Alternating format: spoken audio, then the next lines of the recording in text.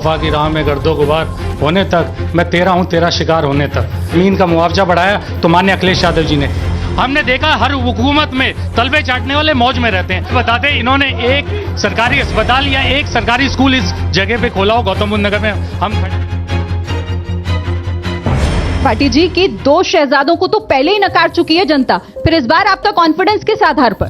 2-3 बातें जो सबसे पहले किसान की बात कर रहे थे, किसान हो, युवा हो, गरीब हो, महिलाएं हो, वो सब ये अब कह रहे हैं भाजपा के लिए कि वफा की राह में गर्दो गुबार होने तक मैं तेरा हूँ तेरा शिकार होने तक।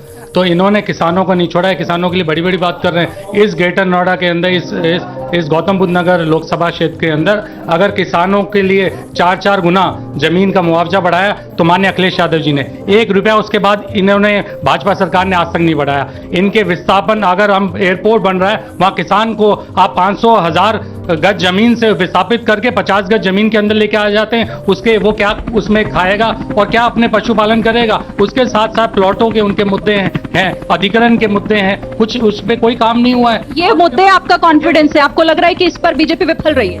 सारे मुद्दों पे बीजेपी विफल रही है, चाहे वो किसान के मुद्दे हो, चाहे वो युवाओं के मुद्दे हो। युवाओं के लिए पेपर लीक से लेके भर्ती घोटाले हुए, सचिवालय भर्ती घोटाले हुए, उसके बाद 59,000 शिक्षक अपनी नौकरी के लिए। हमारे साथ नीचे भी हैं, उनसे हम पूछेंगे। ठीक है, जल्दी।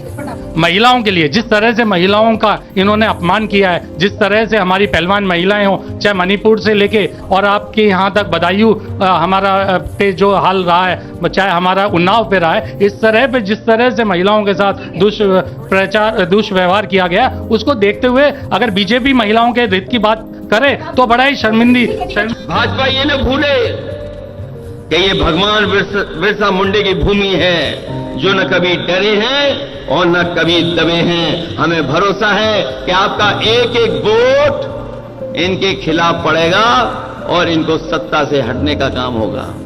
इंडिया गठबंधन शिवम जी ये बताते इन्होंने एक सरकारी अस्पताल या एक सरकारी स्कूल इस जगह पे खोला हो गौतम बुद्ध नगर में। हम खड़े हैं, पिछले 10 साल से वो सांसद हैं, एक भी बताते हैं वो एक भी सरकारी स्कूल या सरकारी स्कूल अस्पताल खोला गया हो, कुछ नहीं खोला है। आप रोज जैसे माननीय प्रधानमंत्री जी झूठ बोलते हैं रोज, मैं रोज एक IIT IIM खोल रहा हूँ। IIT और IIM अगर आप देखें उत्तर प्रदेश में, और एम्स जो बने थे उत्तर प्रदेश सरकार में अखिलेश यादव जी के टाइम पे बने। आप बताइए एक एम्स खोला है? नहीं, सरकारी स्कूल एक भी खोला इस जनपद में? एक भी सरकारी स्कूल या एक भी सरकारी अस्पताल खोला? ये जवाब नहीं देंगे, ना एम्स बोलेंगे, सिर्फ झूठ बोलेंगे। हर रोज 10 रेप हो रहे हैं, हर रोज 11 मर्डर हो रहे हैं, और ये कह रहे हैं महिला सुरक्षा में महिला सेफ है। इनके खुद विधायकों की माओं के कुंडल छीने जा रहे हैं और ये महिला सुरक्षा की बात कर रहे हैं।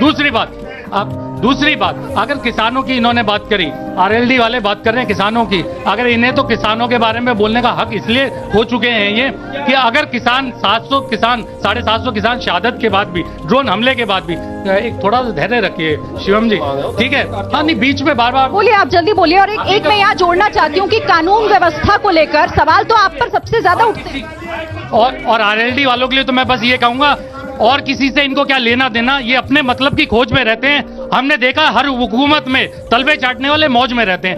BSP किस लिए कोई क्या वजह है? काम कर रही है, काम कर रही है।